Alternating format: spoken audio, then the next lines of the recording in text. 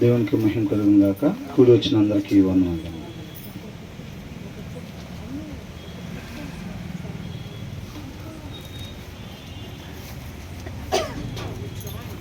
సామెతలు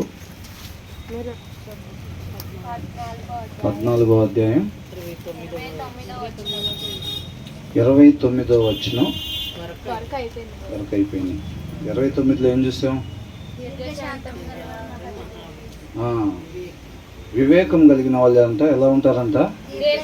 దీర్ఘశాంతంగా ఉంటారు. ఆలోచించి ఏం చేయాలో, ఏం మాట్లాడాలో ఆ రీతిగా మాత్రమే ఉండేవారుగా ఉంటారు. వివేకం లేకపోతే క్విక్ టెంపర్డ్ అని ఉంది, అంటే ఇమ్మీడియట్గా డెసిషన్స్ తీసుకుంటారు. అక్కడ ఉన్న పరిస్థితిని బట్టి మనం ఏం చేస్తే బాగుండిద్ది అనేది ఏది వాక్యానుసారమో మనం ఆలోచించుకొని ఏం చేస్తాం? తొందరపాటు నిర్ణయాలు తీసుకుంటాం అన్నమాట. తొందరపాటు మాటలు మాట్లాడుతూ ఉంటాం అన్నమాట. కాబట్టి వివేకం కలిగి ఉండే వాళ్ళు అలాగా చేయరు. అంటే ఈ వచనం ద్వారా మనం ఏం నేర్చుకుంటున్నాం? మనం ఎలాగ ఉండాలంటే తొందరపాటు నిర్ణయాలు తీసుకోవాలా? తొందరపాటు నిర్ణయాలు తీసుకోకూడదు. మనం ఓర్పు కలిగి ఉండాలి, సహనం కలిగి ఉండాలన్నమాట. Who ever is patient has great understanding అని అంటున్నారు. ఎవరైతే ఓర్పుగా ఉంటారో అంతవరకు రక్షణ కలిగి ఉండాలి. చాలామందికి ఏమనిపించింది అంటే, బాప్తిసం తీసుకున్నాం, సంవత్సరం ఉన్నాము, దేవుడు వచ్చేస్తే బాగుండు, తొందరగా వెళ్ళిపోవచ్చు అని అనుకుంటూ ఉంటారు చాలామంది. అవునా? ఇంకెంతకాలం ఉండాలో అని అనుకుంటూ ఉంటారు అన్నమాట. చాలా కష్టంగా భావించుకుంటూ ఉంటారు. కాబట్టి అంతవరకు రక్షణ కలిగి ఉండాలి. అంటే దానికి మనం ఓర్పు కలిగి ఉండాలి, ఓర్పుగా సహనంగా ఉండాలన్నమాట. అది వివేకం కలిగి ఉన్న వాళ్ళకి మాత్రమే సాధ్యం అది. అవునా? సోమరులు ఏం చేస్తారు? మరి ఆ వివేకం ఎక్కడి నుంచి వచ్చింది మనకి? వాక్యం చదువుతుంటే దాంట్లో నుంచి మనకి వివేకము వచ్చింది. ఏం మాట్లాడాలో అది మాత్రమే మనం మాట్లాడేవారుగా ఉంటామో, ఎలా ప్రవర్తించాలో అలాగ మాత్రమే మనం ప్రవర్తించేవారుగా ఉంటాము. అది వివేకం అంటే. చాలామంది ఏం చేస్తారంటే వాక్యం తీసి చదవరు, బైబిల్ తీసి చదవరు, కానీ ఏం ఆశిస్తూ ఉంటారు? నేను మాట్లాడితే అసలు యేసయ్య మాట్లాడినట్టుగా ఉండాలి, నా ప్రవర్తన యేసయ్య ప్రవర్తనలాగా ఉండాలి, తగిన సమయంలో ఏ రీతిగా ప్రవర్తించాలో నేను ఆ రీతిగా మాత్రమే నేను ప్రవర్తించేవాడిగా ఉండాలి అని ఆశపడుతూ ఉంటారు. కాకపోతే వాక్యం మాత్రం చదవరు. వాక్యం చదవని వాళ్ళ దగ్గర ఏముండదు? వివేకం ఉండదు. వివేకం లేకపోతే వాళ్ళు అనుకున్నట్టుగానే చక్కగా మాట్లాడాల్సిన మాటలే మాట్లాడతారా? మాట్లాడరు. ఉండాల్సిన రీతికి మాత్రమే ఉంటారా? ఉండరు. కానీ ఆశ మాత్రం పడుతూ ఉంటారు. అవివేక్ ఏం చేస్తారంట? అవివేక్ అంట జ్ఞానం కొరకు ఆశపడుతూ ఉంటాడంట, కానీ వాళ్ళకి ఏమీ దొరకదని ఉంది. అవునా? వాళ్ళు ఏం చేస్తారంటే వాక్యం చదవరు. రోజు మొత్తం 24 గంటల్లో కనీసం 1 గంట కూడా వాక్యం తీసి చదవరు. కానీ నాకంటూ ఒక టైం వచ్చింది, నేను కూడా ఒక దినాన పెద్ద పాస్టర్ గారుగా, లేదా పెద్ద సింగర్గా, లేదా పెద్ద ప్రార్థనా పరురాలుగా నేను అయిపోతా. నేను రాత్రికి రాత్రి అని చెప్పాలి కలలుగా అంటూ ఉంటారనమాట. అయిపోతారా? అయిపోరు. అయిపోతారు. అయిపోతారు వాళ్ళు అయిపోతారు అంతే తప్ప వాళ్ళు అనుకునేది అయిపోరు, వాళ్ళు అయిపోతారు అంతే. అవును కదా? కాబట్టి మనం ఏం చేయాలని అంటే ఓర్పుగా, సహనంగా, మనకు ఆ వివేకము ఉంటేనే ఆ క్రీస్తులో ఉండే ఓర్పు మనకి వచ్చిద్ది. కాబట్టి ఆ వివేకం కావాలి అని అంటే మనం వాక్యాన్ని చదవాలన్నమాట. వాక్యం చదవకపోతే నువ్వు ఎంతో శాంతంగా ఉండాలి, ఆలోచించి చెయ్యాలని మనం అనుకున్నప్పటికీ కూడా ఏం జరిగిద్దంట? ఆటోమేటిక్గానే షార్ట్ టెంపర్ డెసిషన్స్ తీసుకుంటాం అంతే. అనుకోవటం మాత్రం చాలా జ్ఞానిలాగా ఉండాలి, వివేకంగా మాట్లాడాలి అని అనుకుంటాం అంతే. కానీ ఏం జరిగిద్ది అక్కడ? వివేకం లేకుండానే మాట్లాడేస్తూ ఉంటాం, క్విక్ డెసిషన్స్ తీసుకుంటాం అనమాట. అలా ఉండకూడదు అని అంటున్నాడు. కాబట్టి మనం వివేకం కలిగి ఉంటేనే ఓర్పు కలిగి ఉంటాం. తర్వాత ఏమంటున్నారు? 30వ వచనమా? సాత్వికమైన మనసు శరీరమునకు జీవము. ఎలా ఉంటుందంట? ఇప్పుడు ఇందాక 29లో 2 చూసాం. ముంగోపి అని అంటే అవివేకి. ఇప్పుడు వివేకం కలిగిన వాళ్ళు ఓర్పు కలిగి ఉంటారంట. ముంగోపి ఎలా ఉంటాడంట? అవివేకి. వివేకం లేని వాళ్ళు ఏం చేస్తారంటే షార్ట్ టెంపర్ డెసిషన్స్ తీసుకొని దారి మళ్ళీపోతూ ఉంటారు. అంతేనా కదా? అది 29 చూసాం. 30 ఏంటంట? సాత్వికమైన మనసు శరీరమునకు జీవము. శరీరానికి ఏమి ఇచ్చిద్దంట? మనం నిరీక్షణ ఏంటి అసలు? నిత్య జీవం. మనం ఏం పోగొట్టుకున్నాం? జీవాన్ని పోగొట్టుకున్నాం. దానికోసం వెతుకుతున్నాం. అవునా? నేనే మార్గం, సత్యం, జీవం అన్నాడు. మనం జీవాన్ని పోగొట్టుకొని మన నిత్య జీవాన్ని ఎతుకుతూ ఉన్నాం అన్నమాట నిరీక్షణగా. అది ఎలా వచ్చిందంట? ఏ హార్ట్ ఎట్ పీస్ అని అంటున్నాడు. ఈ హృదయంలో నెమ్మది ఎక్కడి నుంచి వచ్చింది? వాక్యం కలిగి ఉన్న హృదయంలో నెమ్మది ఉండిద్ది అనమాట. అవునా? వాక్యం లేని హృదయంలో కలవరం. అవునా కదా? కలవరం ఉండిద్ది అనమాట. నెమ్మది కలిగిన హృదయం అంట ఆ శరీరానికి ఏమి ఇచ్చిద్దంట? జీవాన్ని ఇచ్చిద్ది అనమాట. అర్థమవుతుందండి? అంటే దీన్ని బట్టి మనకి ఏమర్థం అవుతుంది? మనం పోగొట్టుకున్న స్థితి మరలా పొందుకోవాలి. మనం ఏం పోగొట్టుకున్నాం? జీవాన్ని పోగొట్టుకున్నాం. ఆ జీవం మరలా మనం తిరిగి పొందుకోవాలని అంటే మన హృదయం ఎలాగ ఉండాలంట? పుట్టినప్పుడు ఎలాగైతే మోసకరంగా ఉందో అలాగే జాగ్రత్తగా అంత వరకు పెట్టుకోవాలంట. మరేం చేయాలంట? ఏం చేయాలంట? మోసకరమైన హృదయంతో మనం మొదలైంది కదా మన జీవితాలు. అది చివరి దాకా జాగ్రత్తగా అట్లాగే అట్టు పెట్టుకోవాలంట. మరేం చేయాలి?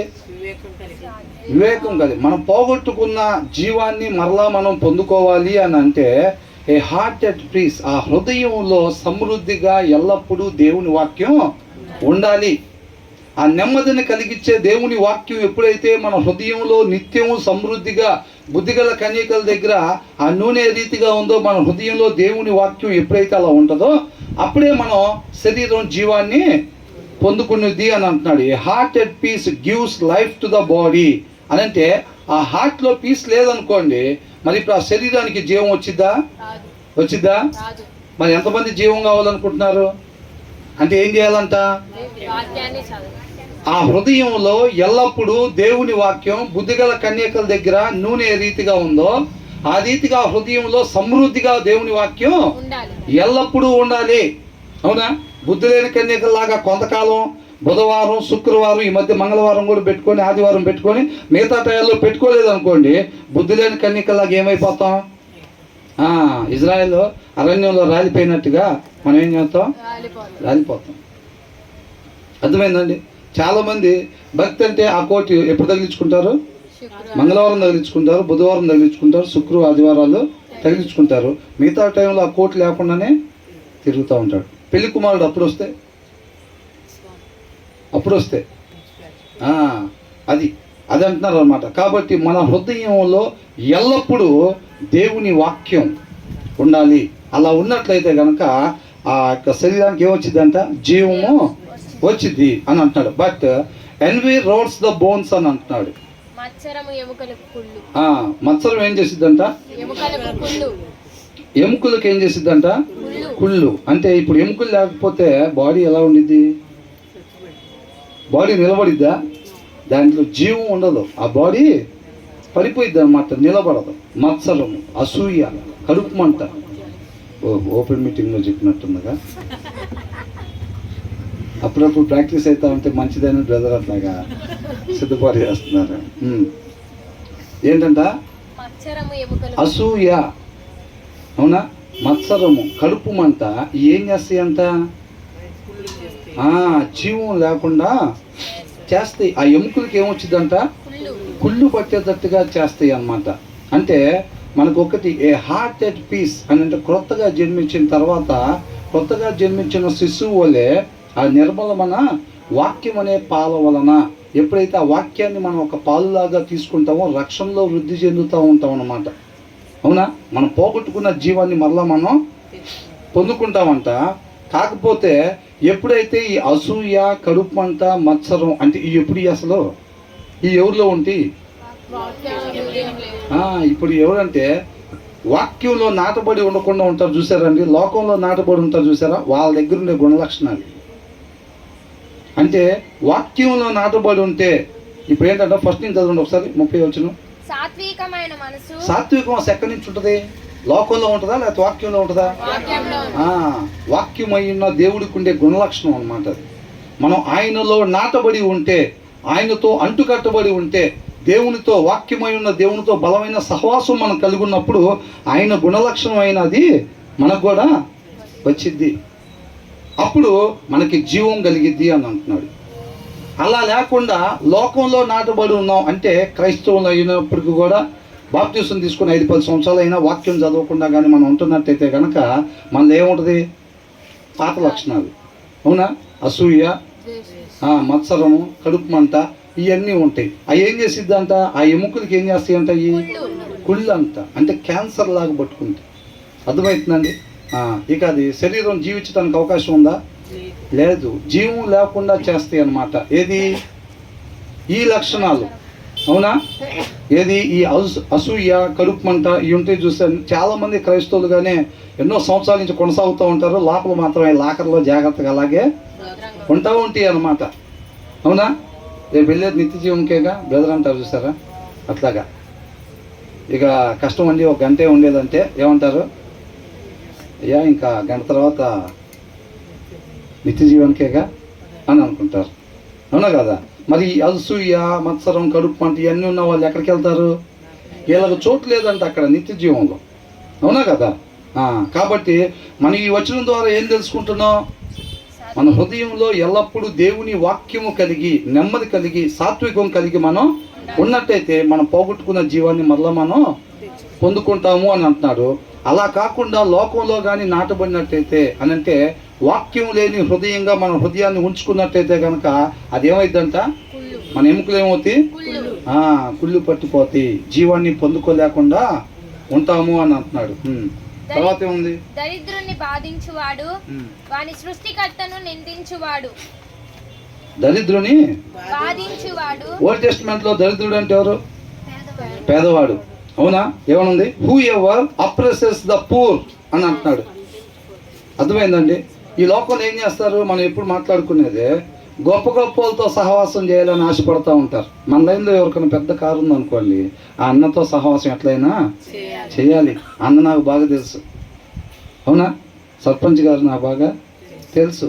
బాగా పేరున్న వాళ్ళు ఉన్నా, డబ్బులు ఉన్న వాళ్ళు ఉన్నా, ఇలాంటి వాళ్ళతో సహవాసం చేద్దాం అనుకుంటారు. అదే మనకి 2 ఇళ్ళు పక్కన పేదవాళ్ళు ఉన్నారనుకోండి, తినటానికి లేని వాళ్ళు, మన డ్యూటీకి వెళ్ళి వచ్చిన తర్వాత ఒక అరగంట సేపు వాళ్ళ దగ్గర కూర్చొని ఎలా ఉంటుంది, ఆరోగ్యం ఎలా ఉంటుంది, మరి స్థితిగతులు ఎలా ఉంటుంది, పరిస్థితులు ఎలా ఉంటుంది, ఇంట్లో ఏమన్నా అడుగుతామా?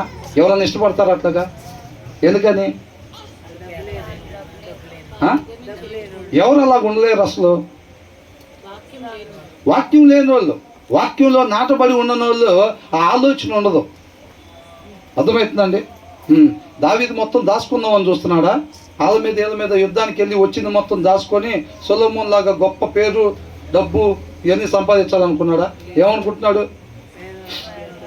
పేదవాళ్ళకి ఎక్కడెక్కడ పేదవాళ్ళు ఉన్నారు, అర్హులు ఎక్కడెక్కడ ఉన్నారు, అవసరతల్లో ఎక్కడెక్కడ ఉన్నారో వాళ్ళ లిస్టు తయారు చేయమని వీళ్ళు యుద్ధంలో గెలుచుకుని వచ్చింది మొత్తం అంట.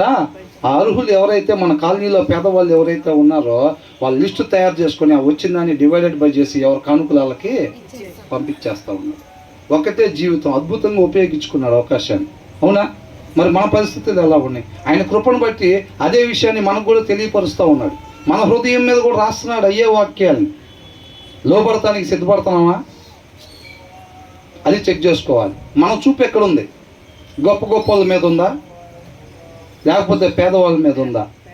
కనుక్కుంటున్నామా? మనకు ప్రమోషన్స్ వచ్చినాయి, అవసరతానికి మించి మనకి జీతం వస్తుంది, డబ్బులు వస్తున్నాయి. అవునా? మరి ఆ డబ్బుల్ని ఏం చేద్దాం అనుకుంటున్నాం? ఎవరెవరు అవసరతలో ఉన్నారో వాళ్ళని ఎతికే ఆలోచన ఉందా? కనీసం ఆశ ఉందా? అది చెక్ చేసుకోవాలన్నమాట మనం. అర్థమవుతుందండి? ఎవరైతే వాళ్ళతో ఏం గడుపుతాం రా, వాళ్ళతో ఎందుకు రా ఫ్రెండ్షిప్ చేస్తున్నావు, ఆ అబ్బాయితో ఎందుకు తిరుగుతున్నావు, వాళ్ళకి తినటానికే సరిగ్గా ఉండదైతే ఏంటంటే ఏముండదా? తినటానికి సరిగ్గా ఉండదంట. ఆ అబ్బాయితో ఫ్రెండ్షిప్ ఎందుకు చేస్తున్నావు? అదే పెద్ద పెద్ద వాళ్ళతో కారులో దిగుతుంటే, అబ్బాయి ఇంటి ముందు కారులో దిగుతుంటే వెరీ గుడ్ రా, వాడు అక్కడ ఏం చేసి వచ్చాడో మనకు అనవసరమా, అబ్బాయి మాత్రం పెద్ద పెద్ద వాళ్ళతో తిరుగుతున్నాడు చక్కగా, మా వాడు కూడా ఏదో ఒక రోజు అంత పెద్దవాడు అవుతాడు. అట్లా కాచిపడుతున్నారు అన్నమాట. అవునా? అట్లా ఎవరైతే ఉంటున్నారో పేదవాళ్ళని చిన్న చూపు, అణిచివేసేవారుగా, దూరం పెట్టేవాళ్ళుగా, అసహించుకునే వాళ్ళుగా ఎవరైతే ఉంటున్నారో వాళ్ళని తయారు చేసిన సృష్టికర్తనంట తిరస్కరించేవారుగా ఉంటున్నారు అని అంటున్నాడు. అర్థమవుతుందండి? అంటే మనం ఎలా ఉండమంటున్నారు? ఏమనుంది? దరిద్రుని బాధించువాడు బాధించువాడు వాని సృష్టికర్తను నిందించువాడు. వాని సృష్టికర్తను. అర్థమవుతుందండి? వాళ్ళని తయారు చేసింది ఎవరు? దేవుడు. మనల్ని తయారు చేసిన ఆయనే. అవునా కదా? మనల్ని తయారు చేసిన ఆయనే వాళ్ళని కూడా తయారు చేసింది. వాళ్ళని ఎప్పుడైతే దూరం పెడతామో, వాళ్ళతో సమయం గడపడానికి మనం ఇష్టపడట్లేదు, ఆ ఆలోచనలు రావట్లేదు, ఆ ఆశ రావట్లేదు, అప్పుడంట వాళ్ళ సృష్టికర్తను అంతా మనం దూరపరిచేవారుగా, ఏహ్య భావంతో చూసేవారుగా, తిరస్కరించేవారుగా, అవమానపరిచేవారుగా మనం ఉంటున్నాము. వాళ్ళని తయారు చేసిన ఆయన మనం తయారు చేసిన ఆయన వేరా? కాదు. ఎప్పుడైతే మనం వాళ్ళని దూరంగా ఉంచుతున్నామో, చిన్న చూపు చూస్తున్నామో, పెద్దోళ్ళు రాగానే, కార్లో రాగానే బ్రదర్ రండి పెద్ద కుర్చీ వేసామనుకోండి, వాళ్ళు ఏదో పాపం ఏమి సైకిల్ కూడా లేకుండా ఎక్కడి నుంచో నడుచుకుంటూ వచ్చామనంటే అయితే ఆ మూల మీద కూర్చోండి అంటే, అవునా? అట్లాంటిది మనకి వద్దు. లోకంలో చాలా చోట్ల ఇలాంటివి మనకి స్పష్టంగా కనబడుతూ ఉంటాయి. వాక్య సారాంశం సత్యం, ఆ సత్యం మనల్ని స్వతంత్రం చేసిద్ది. అట్లనమాట. ఏమి లేకుండా ఉన్నావా, బాధపడబా, కేసే దగ్గరికి రా, ఫస్ట్ నెలలో సైకిల్ కొనుక్కుంటావు, వచ్చే నెల బండి గ్యారెంటీ. ఏంటంట?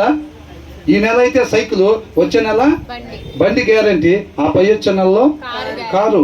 కావాలంటే మన సంఘంలో ఒక ఆయన ఉన్నాడు, సాక్ష్యం చెప్తాడు, చెప్పి ఆయన పిలుస్తారు. ఆయన వచ్చి అట్లాగే చెప్తాడు, ఏమి లేకుండా వచ్చామండి, నిజంగా ఇక్కడికి వచ్చి మేము కానుకలు వేసిన తర్వాత కొండపైన ఇల్లు కొనుక్కున్నాం.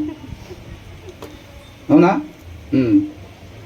అది అట్లని చెప్తూ ఉంటారు. కాబట్టి మనం సత్యం చేసుకో. వాక్యం చదవలేదనుకోండి, అక్కడ పోయిన తర్వాత వాళ్ళు ఏది చెప్తే దాన్ని లోపల ముద్ర వేసుకుంటూ ఉంటాం. అవునా కదా? కాబట్టి జాగ్రత్త కలిగి మన ధ్యాస ఎక్కడుంది, మన చూపు ఎక్కడుంది, ఎవరెవరి గురించి తెలుసుకుందాం అనుకుంటున్నాం. ఇవాళ సినిమా యాక్టర్లు వాళ్ళు ఏం తింటారో తెలుసా అని హెడ్డింగ్ పెడితే దాన్ని ఖచ్చితంగా క్లిక్ చేసి ఆయన ఏం తింటాడో, ఏం తాగుతాడో, ఎక్కడ పడుకుంటాడో, అసలు ఎలా నడుస్తాడో, ఎలా కూర్చుంటాడో, ఎంత ఆసక్తి అసలు సినిమాల్లో కనపడేవాళ్ళు. అవునా? అదే ఎవరన్నా అక్క అసలు మొన్నకి తినడానికి సరిగ్గా లేదక్క అంటే వినబుద్ధి అవుతుందా? పెద్ద పెద్దవాళ్ళు, ముఖ్యమంత్రులు, ప్రధానమంత్రులు ఏం తింటారో తెలుసా అని అంటే ఎమ్మటే క్లిక్ చేసి వాళ్ళ గురించి తెలుసుకోవాలని ఆశ. వాళ్ళ జీవితంలో ఎలా ఉంటున్నారు, ఎంత లగ్జరీగా ఉంటున్నారు, కుదిరితే మనకు కూడా అలాంటివి రావాలని. నీ నోటితో ఏది పలుకుతావో అది జరిగిద్దే అని అంటారు. జరిగిద్దా? మన ఇష్టం వచ్చినట్టు మనం ఉండి నోటితో పలుకుంటే సరిపోయిద్దా? సరిపోదు. ఇచ్చేవాడు ఆయన. మీరు పాడే పాటలు కూడా నా దగ్గరికి రమ్మంటున్నాడు. ఆయన మాట ప్రకారం ఉండకపోతే నువ్వు 10 పాడు, 100 పాడు, ఎంత చక్కగా పాడు. అవునా? అర్పణలో ప్రాబ్లం కాదు, పాట ప్రాబ్లం కాదు, ప్రార్థన ప్రాబ్లం కాదు, మనమే ప్రాబ్లంగా ఉండకూడదు. మనం ప్రాబ్లంగా ఉంటే మనం పాడినా, ప్రార్థన చేసినా, ఏది చెప్పినా కానీ ఆయన దగ్గరికి వెళ్ళదో. అది చూసుకోవాలి. అర్థమైందా? బయట ఉండాల్సిన రీతిగా ఉండి ఇక్కడికి వచ్చి ఒక పావు గంట ప్రార్థన చేస్తే, ఓ 10,000 కానికేస్తే ఆయన ఇదయ్యేవాడు కాదు.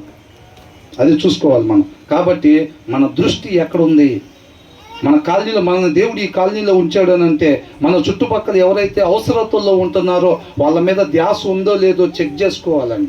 అవకాశాన్ని వదిలిపెట్టుకోవద్దు. మన స్తోమతలో ఏదైతే ఉందో ఆ స్తోమత తగ్గట్టుగా ఒకరికో లేదా ఇద్దరికో ముగ్గురికి దేవుడిచ్చిన దాన్ని బట్టి మనం సహాయం చేసేవారుగా, ఒక మంచి మాదిరిగా ఎప్పుడూ మాటలు చెప్పటమే కాదు.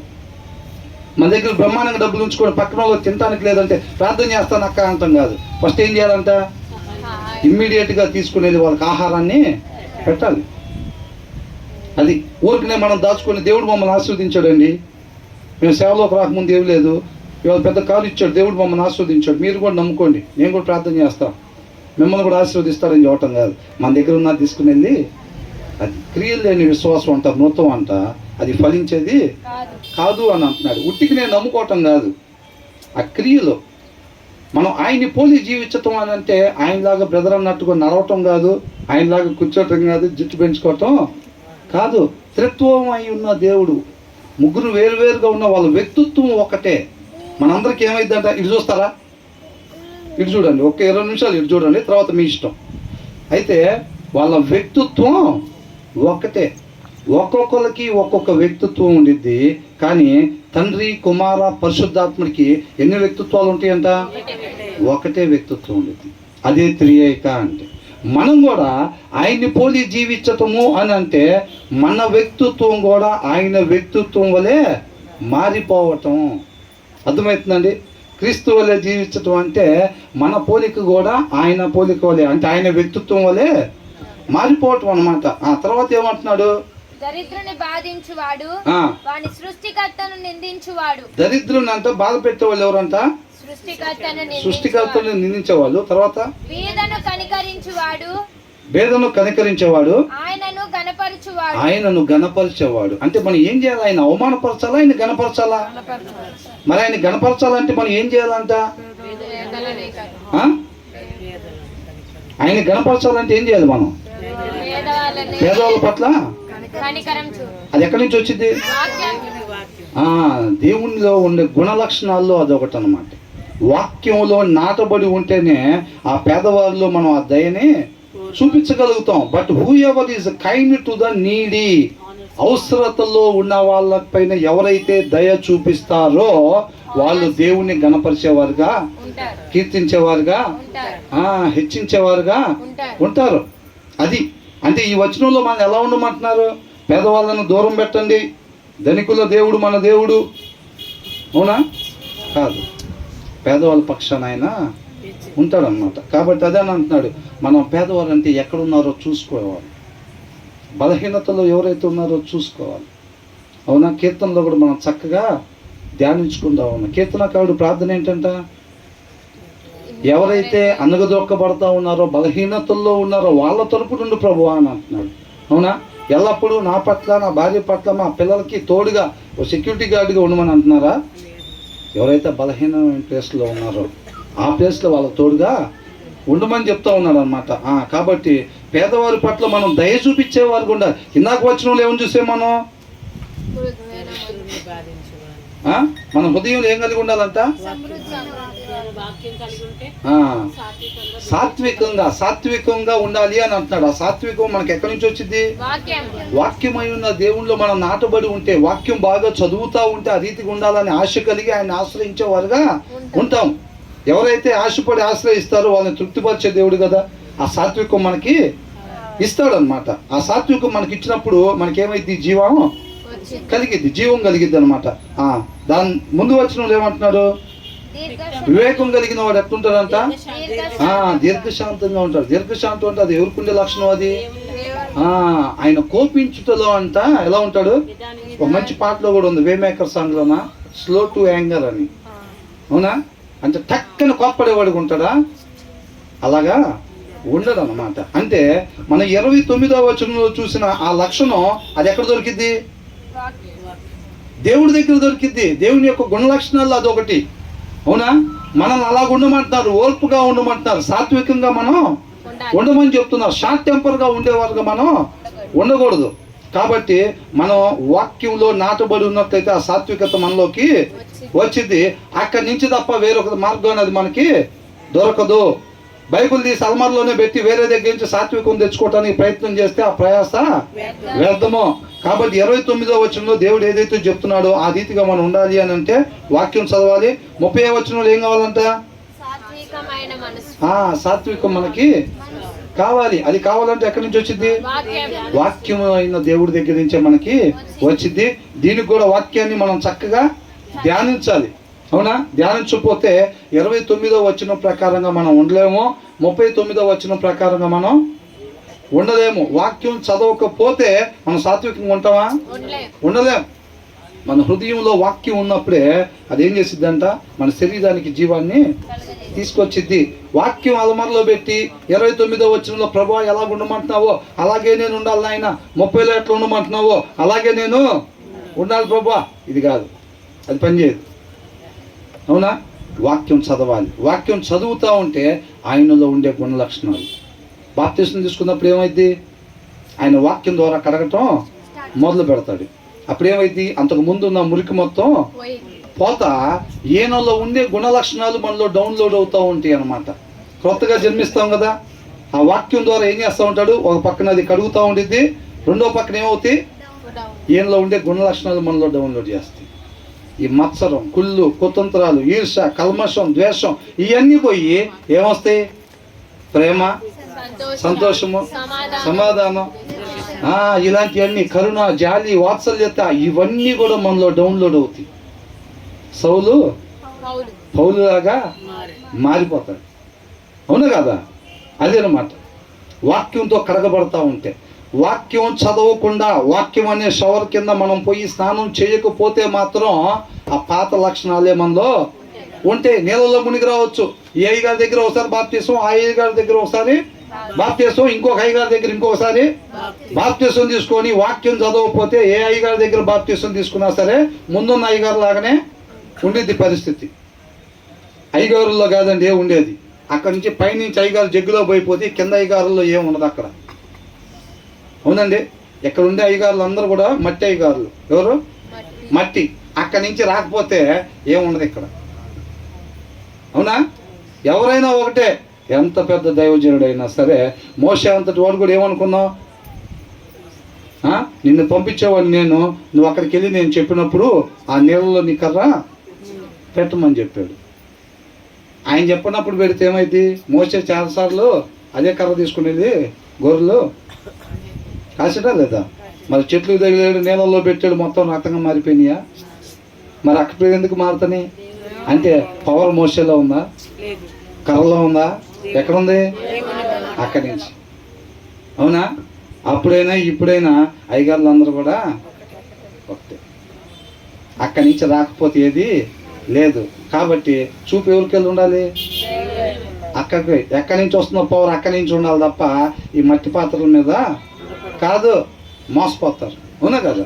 అక్కడ చూపు అటువైపే ఉండాలి. తర్వాత ఏమంటున్నాడు? కాబట్టి మనం వాక్యాన్ని ధ్యానిస్తా దాంట్లో నాటబడి ఉండకపోతే వాక్యమై ఉన్న దేవునిలో ఉండే గుణ లక్షణాలు మనలోనికి రావు. ఆయన వ్యక్తిత్వం మన వ్యక్తిత్వంగా మారదు. అర్థమవుతుందండి? తత్వమై ఉన్న దేవుడు ఏ రీతిగా ముగ్గురైన ఒకటే వ్యక్తిత్వం కలిగి ఉన్నారో మనం కూడా ఆయన వ్యక్తిత్వం వల్లే మన వ్యక్తిత్వాన్ని మార్చుకోవాలంతే. అంతే తప్ప మంగళవారం, బుధవారం, శుక్ర, శని, ఆదివారాల్లో మాత్రమే మనం భక్తిగా ఉంటే ఉపయోగం ఏమీ లేదు. కాబట్టి ఏమంటాం? తర్వాత 31 ఏముంది? 31 అదేనుంది. మన వాక్యం చదవట్లేదు అనుకోండి, ఏమైద్ది?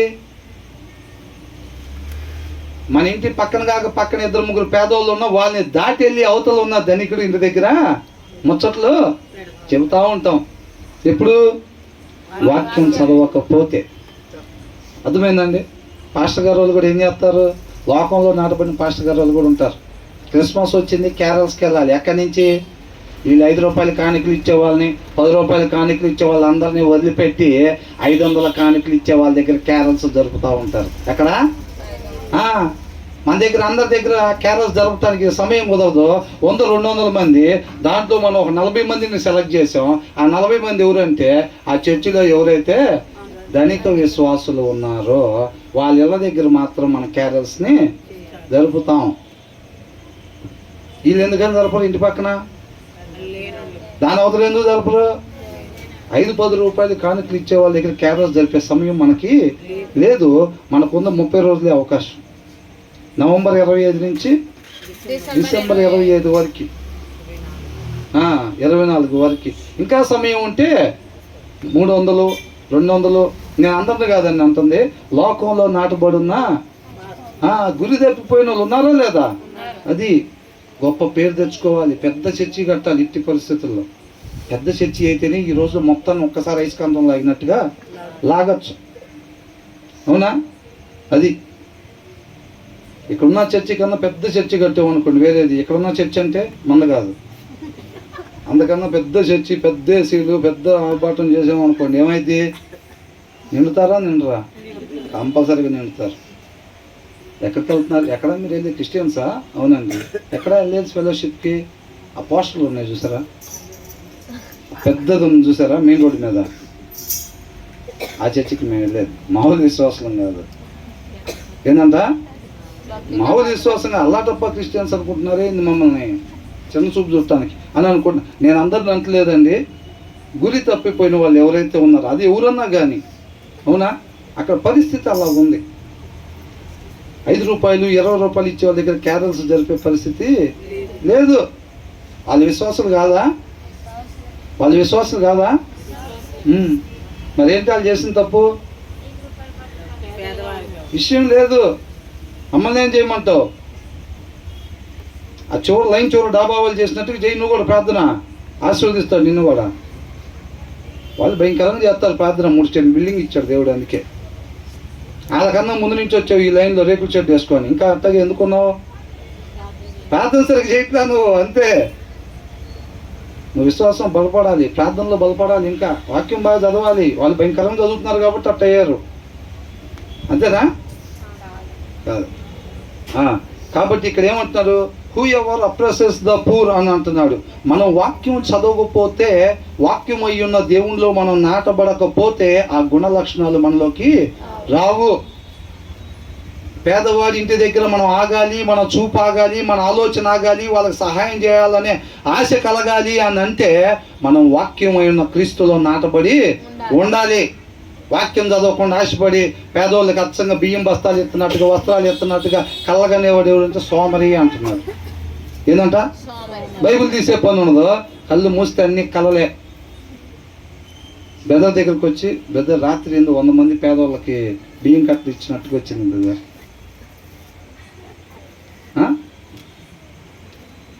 అదే వాక్యంలో నాటబడి ఉన్న, గురి కలిగి ఉన్న దేవుని సేవకుడు అనుకోండి, ఏమంటారు?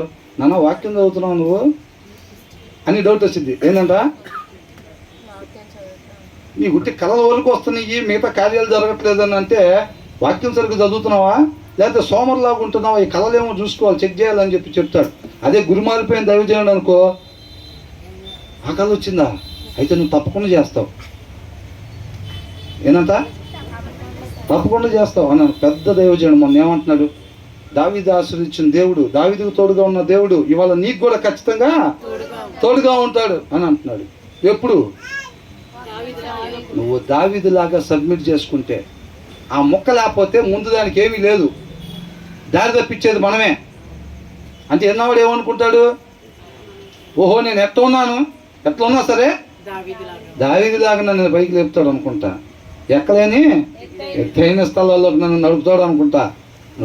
ఎప్పుడు నడుపుతాడో చెప్పాలి, ఎలా ఉంటే నడుపుతాడో చెప్పాలి, అవునా? అది అప్పుడు ఆశ కలిగిన వాళ్ళు ఆ రీతిగా ఉండి ఆ ఆశీర్వాదాన్ని పొందుకుంటారు. అది కాబట్టి ఎలాగుండాలో చెప్పకుండా ఏమి ఇస్తారో క్యాలెండర్లో రాసినట్టుగా చెప్తే వాళ్ళు మోసపోయేవారుగా ఉంటారన్నమాట. కాబట్టి ఏమంటున్నాడు? మనం 29లో చెప్పినట్టుగా ఉండాలన్నా 30లో తండ్రి మాట. ఇది ఎవరి మాట? తండ్రి మాట. మనం పోగొట్టుకున్నాం, దారి తప్పిపోయి ఉన్నాం. ఏదేళ్ళో తండ్రితో పాటు ఉండాల్సిన మనం దారి తప్పిపోయి పాపం చేసి బయటకు వచ్చున్నాం. కాబట్టి మరలా తండ్రి దగ్గరికి చేరాలి అని అంటే, పోగొట్టుకున్న స్థానాన్ని పొందుకోవాలని అంటే మనం ఎలా ఉండాలో తను చెప్తా ఉన్నాడు. తండ్రి అయిన దేవుడు మనకి చెప్తున్నాడు కదా. మనం ఆ రీతిగా ఉండాలి అని అంటే తన కుమారుల్లో నాటబడి ఉండాలి, అంటుకట్టుబడి ఉండాలి, బలమైన సహవాసం కలిగి ఉండాలన్నమాట.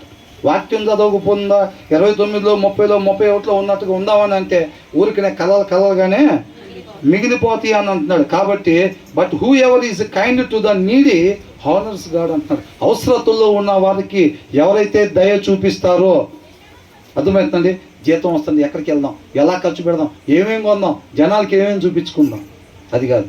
జీతం ఎల్లుండి రాబోతుందంటే మనకి ఇంతవరకు సరిపోతున్నాయి అవసరతలు, ఇంకా ఇంత డబ్బులు మిగులుతున్నాయి, ఎవరెవరు అవసరతల్లో ఉన్నారో వెతకాలండి మనం, అవునా? అబ్రహాం ఏం చేశాడు? తలుపు కొట్టి ఇంట్లో వచ్చిన వాళ్ళకి భోజనం పెట్టాడా? ఎక్కడ? గుమ్మాలో కూర్చొని ఎత్తుక్కున్నారు. వాళ్ళు గుమ్మాల్లో కూర్చొని ఎత్తుక్కున్నారు. ఆ లైన్లో 20 ఇల్లులు ఉంటే అందరికన్నా ముందు నేను పిలిచి ఆతిథ్యం ఇవ్వాలి అని ఆశపడుతున్నారు వాళ్ళు. నీ ఆశ నా ఆశ ఏమై ఉందో చెక్ చేసుకోవాలి వాళ్ళు, అవునా? వెతకాలి, ఎంత మిగులుతున్నాయో చూసుకోవాలి, ఎవరెవరు అర్హులు ఉన్నారో వాళ్ళకి తీసుకునే సహాయం చేసేవారుగా ఉండాలి. ఇలా చెయ్యాలి అని అంటే మనం వాక్యమై ఉన్న దేవునిలో మనం ఏం చేయాలి? నాటబడి ఉండాలి. తర్వాత ఏమంటున్నారు?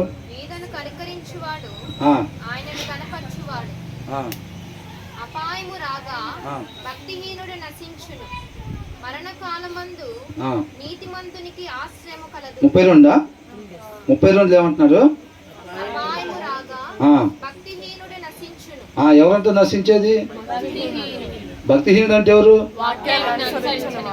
వాక్యాన్ని చదవని వాడు, జస్ట్ పోయి పాటలు మాత్రం పాడేవాళ్ళు, జస్ట్ పోయి ప్రార్థన చేసుకుంటూ ఉంటారు, వాక్యం చదవరు. జనాల ముందు మాత్రం భయంకరంగా చేస్తాం, ఇంటికి పోతే వాక్యం బైబిల్ తీసేది ఉండదు. అవునా? వాళ్ళు ఏమవుతారంట? ఎవరైతే వింటారో వాళ్ళేనంట నీతిమంతులు దేవుడి దృష్టికి. ఎవరు నీతిమంతులంట? అనుసరిస్తారో, ఆ మాట అండర్లైన్ చేసుకోవాలి. అవునా? అనుసరిస్తారో వాళ్ళు దేవుడి దృష్టికి నీతిమంతులు అంట. కాబట్టి when calamity comes the wicked are brought down అని అంటున్నాడు. అర్థమవుతుందండి? రేపు రోజున ఉగ్రత దినం రోజున వాళ్ళు ఏమవుతారంట? తొలగిపోతారు, అక్కడి నుంచి ఈడ్చివేయబడతారని ఉంది. అవునా? The wicked is over through this evil doing అని అన్నాడు. త్రూ హిస్ ఈవిల్ డూయింగ్, వాళ్ళు చేసే చెడ్డ కార్యాల వలన వాళ్ళు రేపు రోజున ఏమవుతారంట? నరకానికి ఈడ్చబడతారు వాళ్ళంతే. దేవుడా పంపించేది? దేవుడు పక్షపాత? కొంతమందిని పరలోకాన్ని పంపించి కొంతమంది నరకంలో పంపిస్తాడు, ఇష్టం లేకపోతే, మనం నచ్చపోతే. ఎవరు పంపించారంటే వీళ్ళని అక్కడికి? వాళ్ళే పంపించుకున్నారు. క్లియర్గా రాస్తుంది. ఏమంటారు కొంతమంది? ఒరే, నీకు అక్కడ రాసి పెట్టాడు రా దేవుడు, నాకు ఇక్కడ ప్యాకాడ కాడా రాసి పెట్టాడు రా, అట్ట రాస్తాడా? అట్ట రాయడు. వాళ్ళకు వాళ్ళు ఏం చేస్తారు? వెన్ కలామిటీ కమ్స్, ఇక్కడ ఏమంటున్నాడు? ద విక్డ్ మ్యాన్ అంటే అవివేకి. ఎవరు? అవివేకి. The wicked man is thrown down by his own sin అంటున్నారు. ఏంటంట? తన సొంత అవిధేయత, సొంత పాపము. అవునా? వాళ్ళు చూపించిన అవిధేయత వల్ల వాళ్ళు రేపు రోజునంట నరకానికి త్రోసివేయబడతారంట. అంతే తప్ప వాడెవడో రికమెండేషన్ చేసి నరకంలో వేయమంటే వేయటం, లేకపోతే దేవుడు తీసుకెళ్ళి వేయటం కాదు. దేవుడి ఉద్దేశం ఏంటి? ఏ ఒక్క ఆత్మ కూడా నశించిపోవటానికి ఇష్టం లేదు. ప్రతి ఒక్కళ్ళు కూడా ఆయన చేతులతో తయారు చేసుకున్నాడు. ప్రతి ఒక్కళ్ళు తండ్రితో పాటు సమాధానపరచాలనేది యేసుక్రీస్తు వారి యొక్క ఉద్దేశం. అర్థమవుతుందండి? కాబట్టి ఆయన ఏ ఒక్కళ్ళు కూడా కొంతమంది నరకంలో పడేద్దామని ఆయన ఎప్పుడు కూడా ఆలోచన చేసుకోడు. మేలు మాత్రమే చేసే దేవుడు అనమాట. కాబట్టి వాళ్ళ సొంత అవిధేయత వలన దేవుడు ఏ రీతిగా ఉండమని చెప్తే ఆ రీతిగా ఉండకుండా వాళ్ళకి నచ్చినట్టుగా ఉండటం వల్ల అవన్నీ రేపు అక్కడికి వాళ్ళని తీసుకొని పోతాయి నరకానికి. అవునా కదా? ఒకటేగా అబద్ధాలు ఒకటే, ఇంక నేనేం లేదు. అవి చూసి చూడనట్టు పోనిస్తారు అనుకుంటారు. రేపు పోనిస్తారా? ఆ ఒక్కటే ఈడ్చుకొని పోయిద్ది మన నరకానికి. సీరియల్ చూస్తాం, అది ఒక్కటేగా నేను చేసేది. ఇంకా పెద్ద పెద్ద సినిమాలకు పోయి చూడను. ఏంటంట? పని అయిపోయిన తర్వాత ఏదో ఒక అరగంట సేపు సీరియల్లో చూస్తా, అది ఒక్కటి చాలు శుభ్రంగా ఈడ్చుకొని వెళ్ళిద్ది మనం ఎక్కడికి? ఇంటి పక్కన ఆరోగ్యం బాగోక చూపించుకోవటానికి డబ్బులు లేక దగ్గుతూ ఉంటే బీరువాలో డబ్బులు మాత్రం జాగ్రత్తగా దాచుకో. ఆమెకి దగ్గు వచ్చేటట్టు నేను చేయలేదు కదా, కాబట్టి నేను పాపిని కాదు. ఏంటంట? ఆమెకి దగ్గు వచ్చేటట్టుగా నేనేమన్నా పొగ పెడితే నేను పాపిని అవుతాలే, కానీ నా దగ్గర డబ్బులు ఉన్నాయి బాగా, ఆమె మాత్రం ఇంటి పక్కన ఆమెకు ఆరోగ్యం బాగోలేదు, చూపించుకోవటానికి స్తోమత లేదు, మనం మాత్రం ఏం పాపలా కదా? ఉండాల్సిన రీతిగా ఉండపోవటం పాపం. అవునా? ఉండాల్సిన రీతిగా ఉండపోవటం. ఆయన్ని పోలి జీవించటం అంటే అదే ఇంట్లో ఏసై ఉంటే ఏం చేస్తారు? ప్రభువానికి స్తోత్రం, అట్లాంటి దగ్గర మాకు రాకుండా చేసావు. ఏనంట? ఆస్వాదింపబడిన కుటుంబంగా మమ్మల్ని ఉంచావు నాయన, నాకు నా భర్తకి మా పిల్లలకి దగ్గు రాకున్నట్లుగా ఉంచావు. ఏం పాపం చేసిందో ఏమో యోబులాగా. యోబు స్నేహితులు ఏం చెప్పారు? ఏమోరా బాబు, నీకు గుర్తుందో లేదో, నువ్వేం పాపం చేస్తావు, ఎందుకు వచ్చిన గొడవ, క్షమించమని ఒకటి అడిగితే అయిపోయింది కదా అంటే. నేనేం చేయలేదు అంటున్నాడు. మీ పిల్లలు ఏమో చేశారేమో, ఒక్క మాట చెబితే ఏం పోయింది నీకు అని అంటున్నాడు. నేను చెప్పను అంటున్నాడు. నేను చేయలేదు, నేనేమి చెప్పను అంటాడు. అవునా కదా? ఏసై కూడా అట్టగా అనుకుంటాడా? అట్లా ఉంటే ఆ ఇంట్లో ఉంటే ఏసై ఏం చేస్తాడు మరి? ఆ స్థితిలో నేనుంటే నేనేం కోరుకుంటానో అది మన అవతలకి చేసేవారుగా ఉండాలి అని వస్తుంది. ఇమ్మీడియట్గా వెళ్ళిపో. ఒకవేళ అదే ప్లేస్లో మన కుమారుడు ఉంటే గుమ్మం తట్టుకొని కింద పడినా డొల్లుకుంటేనా వెళ్ళిపోయి కుమారుడు తీసుకుని అర్జెంటుగా ఆటో ఆలస్యం అయితే ఏదో ఒకటి అన్న పట్టుకొని వెళ్ళిపోతాం. అదే వేరే వాళ్ళు అయితే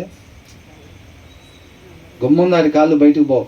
అక్క చూసి కూడా సహాయం చేయవేంటి అక్క, ఈ రకంగా దగ్గుతుంటే అనిద్దేమో అని చెప్పి బయటకు కూడా పోయేది ఉండదు. గుమ్మం బయట పని ఏదో ఉంటే తర్వాత చూసుకోవచ్చు. అవునా? అది ఇంటి పక్కన మా పరిస్థితుల్లో ఉంటే అదే టైంలో ప్రార్థన ఉంటే మనం ఎక్కడికి వెళ్ళాలి? ఎక్కడికి వెళ్ళాలి? ఒకళ్ళిద్దరు ఏం చెప్తారో చూసి మిగతా గట్టిగా మనం కూడా అదే చేద్దాం. పరిస్థితి ఇంటి పక్కన వాళ్ళది అట్లా ఉందండి. అదే టైంలో జడ్సన్ ప్రేయర్ ఉంది. ఏం చేస్తాం?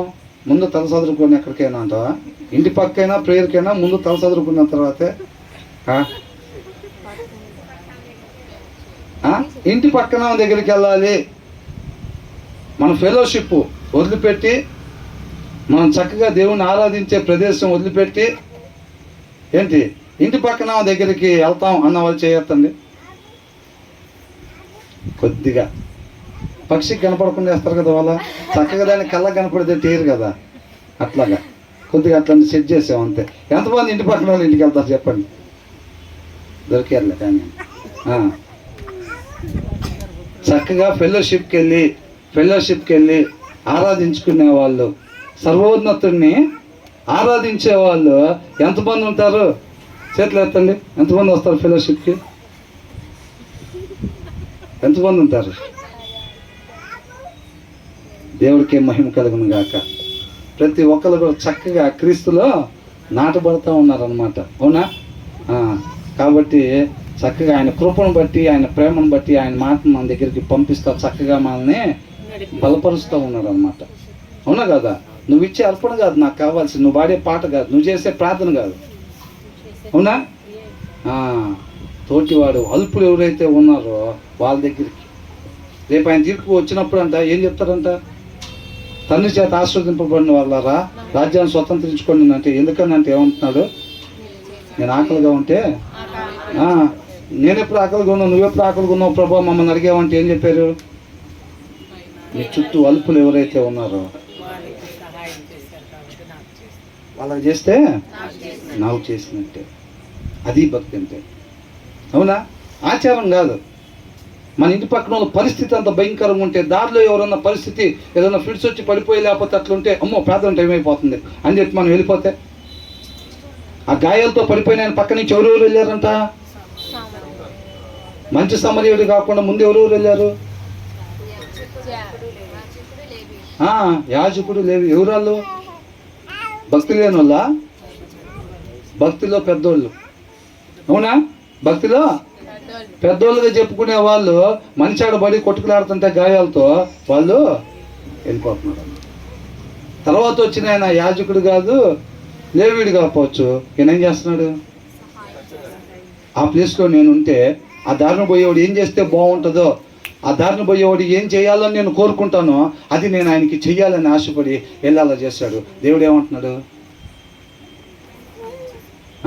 ఎలాగుండాలంటున్నాడు? మనం ఆ మూడో వాడిగా ఉండు. ఫస్ట్ యాజకుడిలాగా పర్ఫెక్ట్ డ్రెస్సింగ్, లేవీలాగా జనాల దగ్గర చక్కగా ఇట్లాగా అట్లాగా ఉండమంది. ఎలా ఉండమన్నాడు? ఆ మూడో వ్యక్తిలాగా ఉండండి అని అంటున్నాడు. అర్థమవుతుందండి? నిన్ను వలే నీ పొరుగు వారిని ప్రేమించాలి. ఆ స్థితిలో మనం ఉంటే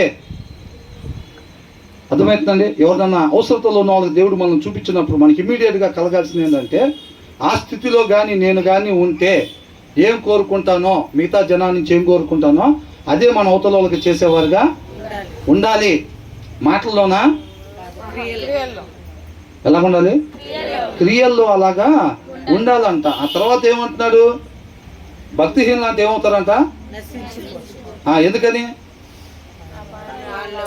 చదవండి ఒకసారి 32 చదవండి. అపాయము రాగా భక్తిహీనులు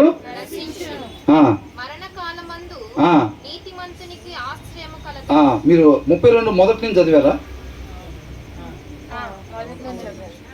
చదవండి ఒకసారి మళ్ళీ. అపాయము రాగా ఆ, భక్తిహీనుడు నశించును. ఆ, ఎలా నశిస్తాడంట? అపాయము అపాయం రాగానే నశిస్తాడు. ఇక్కడ ఏమనుందంటే బై హిస్ ఓన్ సిన్ అని రాస్తుంది. తన పాపం.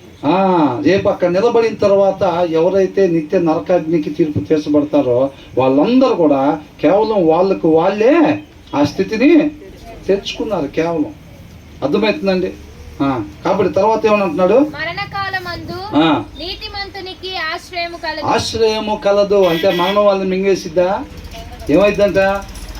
ఆశ్రయంగా ఉంటాడు. ఎవరు? మన ఆశ్రయ దుర్గం, మన రక్షకుడు, మన రాజు. ఎలా ఉంటాడంట? ఆశ్రయంగా ఉంటాడు. మరణం మనం ఏమైనా చేసిద్దా? ఏమీ చేయలేదు. మరణాన్ని మనం ఏం చేస్తాం? జయించేవారిగా ఉంటాం అన్నమాట. అర్థమవుతుందా? ఎప్పుడు అల్మర్లో బైబిల్ వారాలు రోజులు ఉంచితేనా? మరి ఎప్పుడంటే ఇక్కడ భక్తిహీనుడు ఏమైపోతాడంట? నశించిపోతాడు. భక్తిహీనుడు అంటే ఎవరు? వాక్యం చదవని వాళ్ళు. క్రైస్తవులు అయి ఉండొచ్చు, వాళ్ళు బాప్టిజం తీసుకొని 10 సంవత్సరాలు అయి ఉండొచ్చు కాక, పాటలు బాగా పాడొచ్చు, ప్రార్థన కూడా బ్రహ్మాండంగా చేయొచ్చు కాక, అవునా? ఆభరణాలు తీసేసి ఉండొచ్చు కాక, వస్త్రాలు తెల్లటి వేయొచ్చు కాక. ఆయనలో నాటబడి లేకపోతే వాళ్ళ పేరేంటంట? భక్తిహీనులు. అవునా? వాళ్ళు ఎక్కడైనా ఉండొచ్చు. పొద్దున్న ఇస్తే సాయంత్రం దాకా ఫెలోషిప్లో కూడా ఉండొచ్చు. అనుసరించకపోతే, ఆయన మాటను అనుసరించకపోతే, అవునా కదా? ఫస్ట్ ఆదామా పోయింది. ఏం చెప్పచ్చు? ఇసుకరేణులాగా అవుతారంట. తర్వాత ఫస్ట్ మేమే.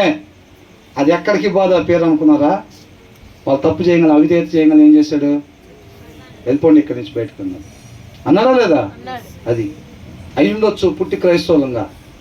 ఒకవేళ నాన్నగారు పాస్టర్గా, తాతగారు బిషప్ గారుగా చేసి ఉండొచ్చు కాక, అనుసరించకపోతే లేదు భక్తిహీనులమే. అలా భక్తిహీనులు ఉంటే ఏమైపోతారంట? నశించిపోతారు.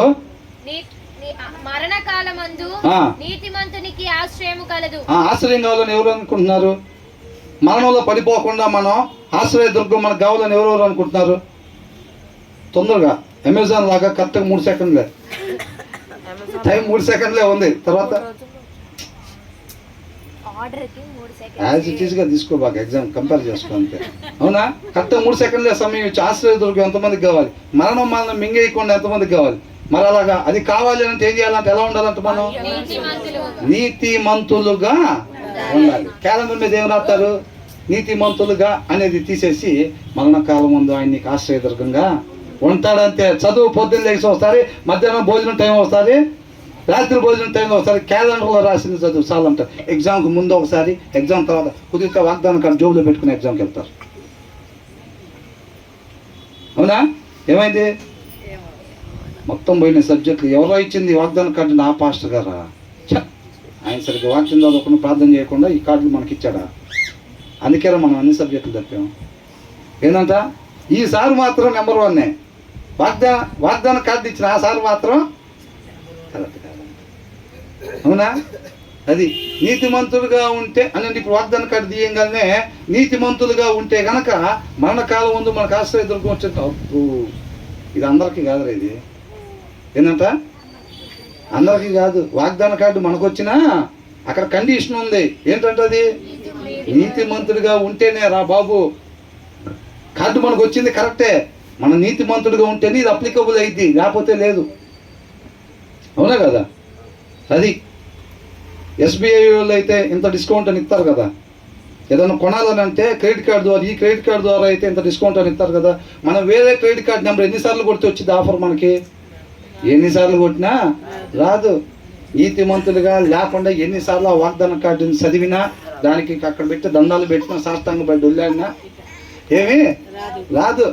నీతిమంతులుగా మనం ఉన్నట్టయితే గనక ఏమైందంట? మరణకాలం ముందు మనకి ఆశ్రయ దుర్గం. ఆ రోజున అవిధేయత చూపించి ఎప్పుడైతే మనం పాపం చేసి మరణాన్ని తెచ్చుకున్నామో ఆ మరణాన్ని జయించిన వారిగా మనం ఉంటాము. ఎప్పుడు?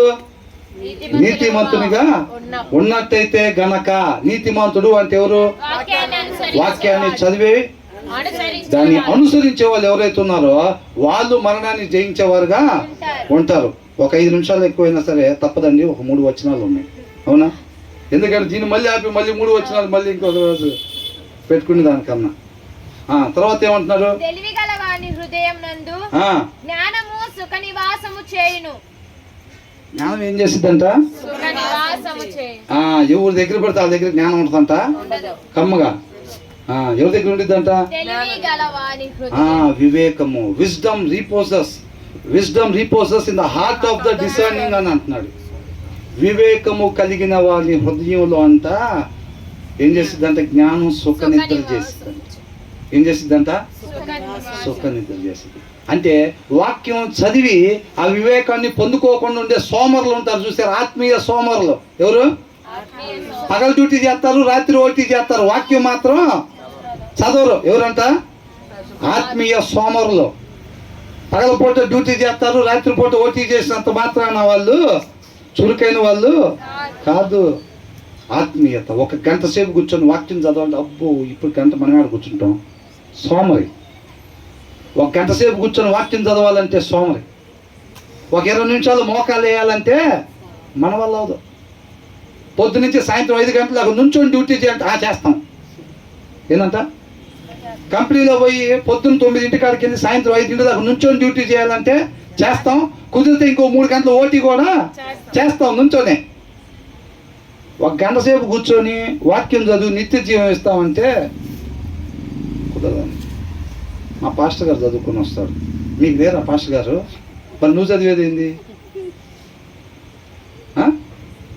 నువ్వు చదివేది ఏంది? వాక్యం చదవాల్సింది పాస్టర్ గారు కదా. మరి ప్రార్థన పాస్టమ్ గారు ఉంటారుగా. మనందరి కోసం పాస్టమ్ గారిని ఇచ్చారుగా. స్నాక్స్ కోసం వాళ్ళ పిల్లల్ని ఇచ్చుంటారుగా. మనం చదివేది ఏంది? వాక్యం. మనం చేసేది ఏంది? ప్రార్థన. అవునా కదా? మన కోసం ఎన్నుకోలేదా వాళ్ళని దేవుడు? మరి మన ప్రమోషన్ కోసం, పెళ్ళిళ్ళ కోసం, ఉద్యోగాల కోసం, వీటి కోసమే కదా వాళ్ళని ఎన్నుకుంది. నువ్వు నేను లిస్టు రాసిస్తే డిమార్ట్లో తీసుకెళ్ళి వాళ్ళకి ఇస్తే వాళ్ళు ఏం చేస్తారు? వాళ్ళు ఉపవాసం ఉండి ప్రార్థన చేస్తూ ఉంటారు మన పిల్లల పెళ్ళిళ్ళ కోసం, ప్రమోషన్ కోసం. నువ్వు నేను కమ్మగా తిని ముచ్చట్లు చెప్పుకుంటే టైం టు టైం సరిపోయిద్ది. అవునా? అదేనా ఉంది? ఇక్కడ ఏమంటున్నాడు? విజ్డమ్ రిపోసెస్. ఏం కావాలంట? దేవుని జ్ఞానం. బైబిల్ మాత్రం అలమరలోనే ఉండాలి, నువ్వు మాత్రం రావద్దు ఇటు. అదే గదిలో అటు ఇటు తిరుగుతూ ఉంటారు, లేక నీ కూరన్నం వేసుకుంటారు, ముక్కలు వేసుకుంటారు, అదే గదిలో కూర్చొని తింటారు, దాన్ని మాత్రం తీసేది ఉండదు. ఏసన్న గారు అంటారంట, ఏంటి సీసాకు ప్రార్థన చేసి ఇచ్చారంట అయ్యగారు, సీసా గదిలో కట్టారంట. వాళ్ళ భర్త అనంగానే ఓయ్ అని సీసా ఉంది బయటికి పోదాను ముందు, బయటికి పోతే సంగతి తెలిసిద్ది అంటే సీసా ఉందని ఆగిపోయిందంట. అవునా? మరి అదే గదిలో ఉండి అటు ఇటు మొక్కలు వేసుకొని తింటాం అని ఈ 2 ముక్కలు వేసుకుంటే వద్దులేవే చాలండి వేసుకో వాళ్ళు. ఆయన కూడా నువ్వు కూడా వేసుకోవట్లేదు 2 ముక్కలు అంటారు. అది మాత్రం అక్కడే ఉంటుంది. వీళ్ళకి మాత్రం ఏం కావాలి? మోకాలు వేస్తే ప్రభువా దేవుడి జ్ఞానం కుమ్మరిచ్చిన ఆయన ప్రస్థానం చేసి వచ్చాం, కుమ్మరిచ్చాను. బైబుల్ చదవకుండా అంట దేవుడి జ్ఞానం ఏం చేయాలంట? తల మీద కుమ్మరించాలంట. సమయాన్ని పంపించినట్టు పాస్టర్ గారిని పంపిస్తే తైలాభిషేకం తీసుకొచ్చి కుమ్మరిస్తారంట. అదే అంటున్నాడు. ఇదంతా జ్ఞానం ఎక్కడ పడితే అక్కడ ఉండేది కాదంట. జ్ఞానం ఎక్కడ ఉండదంట? వివేకము కలిగిన వారి హృదయంలో సుఖనిద్ర చేసిద్దంట. అర్థమవుతుందా? ఎంతమంది అలా హృదయంలో, మన హృదయాల్లో జ్ఞానం నిద్ర చేయాలనుకుంటున్నారు? గుళ్ళల్లో కాదు నిద్ర, కాంపౌండ్ వాళ్ళలో. ఏందంట?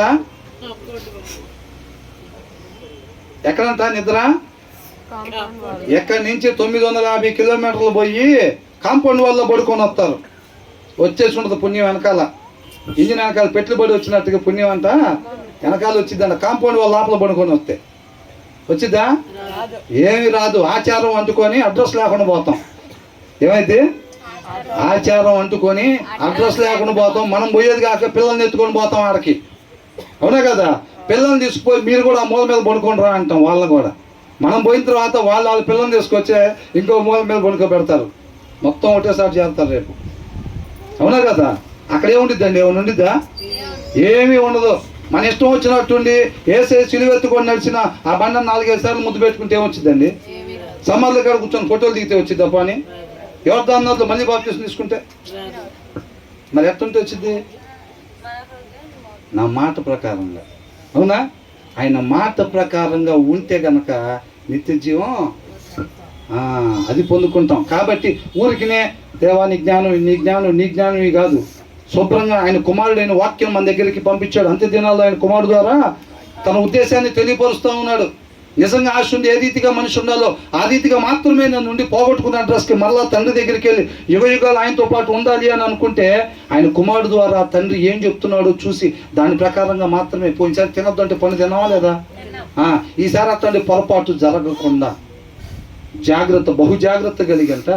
దుప్పి నీటి వాగుల కోసం ఆశపడినట్టు ఆయన మాట కొరకు మనం ఆశపడదు. అంతరంగాన్ని చూసినోడంట వాళ్ళకు గ్లాస్ నీళ్ళు అంటాడు. అంతరంగంలో లేదనుకో, పైకి షోయింగ్ ఉందనుకో, షోయింగ్ ఇచ్చేవాడు కాదు. నిజంగా దప్పికొన్న తత్వం ఎక్కడ ఉండాలంట?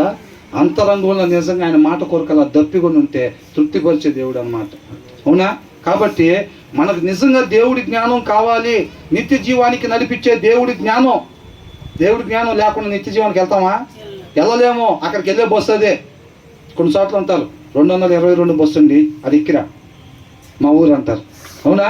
నిత్య జీవాన్ని తీసుకెళ్ళే బస్సు ఏదంట? దేవుని జ్ఞానం. అవునా? వాక్యం చదివినప్పుడు వివేకం పొందుకుంటాం.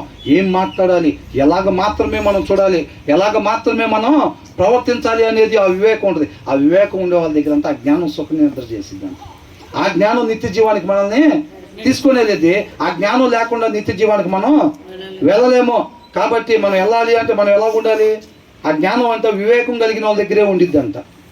వివేకం లేకపోతే జ్ఞానం మన దగ్గర ఉండిద్దా? మరి జ్ఞానం మనకు కావాలని అంటే మనం ఎలా ఉండాలి? వివేకవంతుల్లాగా ఉండాలి. వివేకవంతుల్లాగా ఉండాలంటే అది ఎక్కడి నుంచి వచ్చింది? వాక్యం చదివితే వచ్చింది. పాస్టర్ గారి నుంచి నేను చెబితే అది కాదు. అవునా? యాకోబుకు 150 మంది కుమారులు అనగానే వాక్యం చదివిపోతే అవునా 150 మంది అసలు. అవునా? వాక్యం చదివితే ఎంతమంది తెలిసిద్ది? అవునా కదా? వాక్యం చదవకపోతే పాస్టర్ గారు ఏది చెబితే అదే. ఇంకా బెరియా సంఘం లాగా కాకుండా ఎట్లా ఉంటాం ఇంకా? అవునా? కాబట్టి తర్వాత ఏమంటున్నాడు? And even among fools. ఇక్కడ ఏమంటున్నాడు? Wisdom is not found among fools అని అంటున్నాడు. ఫూల్స్ అంటే ఎవరు? ఫూల్స్ అని అంటే అవివేకి, మూర్ఖులు, భక్తిహీనులు. అర్థమవుతుందండి? వీళ్ళందరూ ఎవరు అని అంటే హృదయంలో వాక్యం పెట్టుకోకుండా ఉండేవాళ్ళు.